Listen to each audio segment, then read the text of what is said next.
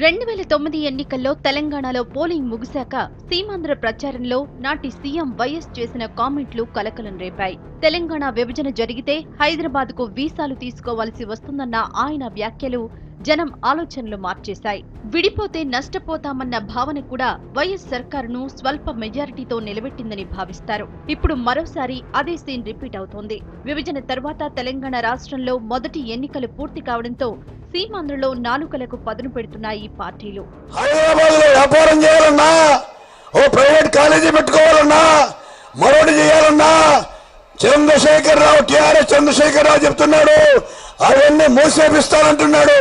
అంటే హైదరాబాద్ అసలు మన రాష్ట్రంలో భాగము కాకుండా పోతుంది. మనం హైదరాబాద్ లో విదేశీయులమైతాం, జాగ్రత్త అని మనం చేస్తున్నా. చంద్రబాబు లేఖ వల్లే విభజన జరిగిందని, దానికి బీజేపీ కూడా వంత పాడిందని ప్రచారం చేస్తోంది వైసీపీ. పూర్తిగా సమైక్య స్టాండ్ తీసుకున్న వైసీపీ చాలా రోజులుగా ఎదురుదాడి చేస్తోంది. తెలంగాణలో పోలింగ్ ముగియడంతో ఇక పూర్తి స్థాయిలో దాడికి పదును పెడుతోంది ఆ పార్టీ. ఆఖరికి దుర్మార్గంగా స్వార్థం కోసమని కాంగ్రెస్ పార్టీ మన రాష్ట్రాన్ని ముక్కలు చేస్తుంటే దానికి కూడా మద్దతు పలికాడు చంద్రబాబు గారు. కాంగ్రెస్ పార్టీ మన రాష్ట్రాన్ని చీల్చే సాహసం చేసింది అంటే దానికి కారణం ప్రధాన ప్రతిపక్ష నాయకుడిగా చంద్రబాబు ఆ విభజనకు మద్దతుగా, విభజనకు అనుకూలంగా ఇచ్చిన లేఖని.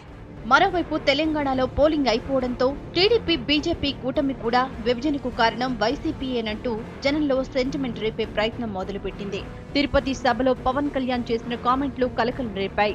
అసలు రాష్ట్రాన్ని ముక్కలు చేసిన పాపం వైసీపీదేనని, విభజన చేసిన కాంగ్రెస్ తెలుగు ఆత్మ గౌరవాన్ని దెబ్బతీస్తుందని పవన్ మండిపడ్డారు.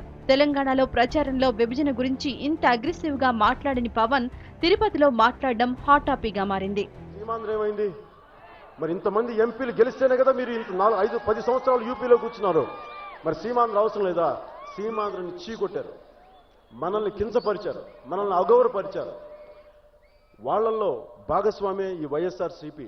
అది కూడా కాంగ్రెసే, అది కాంగ్రెసే. ఈ రెండు దొందే. వైఎస్ఆర్సీపీని గెలిపిస్తే నేను ఒకటే చెప్తున్నాను, మళ్ళీ ఇంకోసారి రాష్ట్రాన్ని విడతీసి మన ఆత్మగౌరవాన్ని దెబ్బతీసిన కేసీఆర్ కుటుంబం చేత పదే తిట్లు తిన్న కుటుంబం మళ్ళీ ఈ రెండు ఒకటే.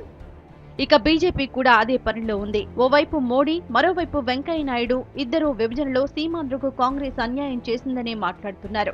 తెలంగాణ మా వల్లే వచ్చిందని, సీమాంధ్రకు ప్యాకేజీ మేమే ఇప్పించామని మొన్నటిదాకా చెప్పుకున్న బీజేపీ ఇప్పుడు తెలంగాణ పోలింగ్ తర్వాత అన్యాయం అంటూ మాట్లాడడం మొదలుపెట్టారు.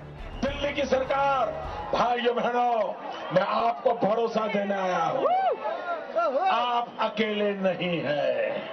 भले दिल्ली में कांग्रेस की सरकार ने, मां बेटे की सरकार ने आपको छोड़ दिया हो, आपको अनाथ कर दिया हो, भाइयों बहनों, मैं आपका भाई हूं, मैं आपका अपना हूं, मैं आपको कभी अनाथ नहीं होने दूंगा.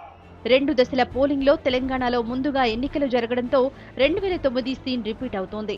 అప్పుడు వైఎస్ చేసిన పనిని ఇప్పుడు అన్ని పార్టీలు చేస్తున్నాయి. రెచ్చగొట్టే రాజకీయంతో ఓట్లు కొట్టే పనులు పడ్డాయి.